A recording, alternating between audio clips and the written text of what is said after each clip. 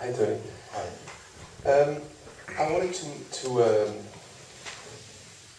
the thought bubbled up of talking to you about the fear of death that the me feels in front of an experience of a perception of beauty.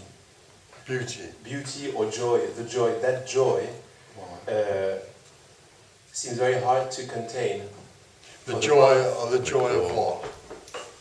I don't know. If we sometimes there seems to be almost like you would say like a dropping of me, a dropping of veiling, okay, right. And then a sense of beauty starts to shine from sight, and a joy comes within with a lot of agitation for me. That I guess it feels that it's unbearable for this. This joy is unbearable or something. Oh right. Okay. That's what happens there. Yeah. And I was wondering, but I was wondering if this joy was not like it's not really what you're talking about. It's a joy without cause. It's words are so difficult. For me, really, in a sense, it's a wonder. It's like a gentle wonder. No more than that. That's how it seems to be. When there's no one, there's just gentle wonder at this, in a sense.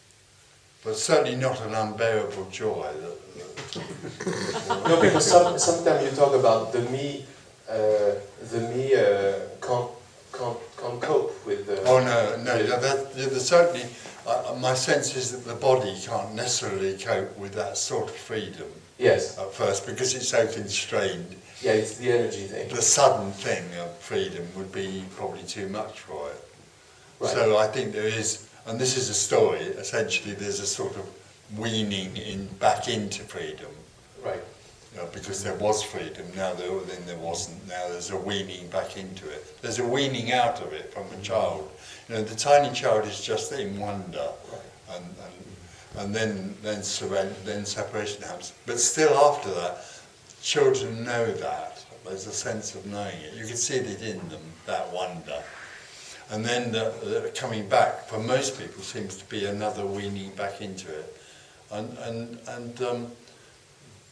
It is very gentle and very subtle once it's there. It's not some amazing thing that you can't live with. But maybe when there's like a dramatic falling of the initially of the veil, that it appears as a very dramatic beauty, a very dramatic joy, and something that. But then it might be in the story. Yeah. It might seem that it gets more and more relaxed. Yeah. So what you're describing to me is what happens to a lot of people in what I call awakening. Right. That glimpse for me in the park was so dramatic. It was just amazing.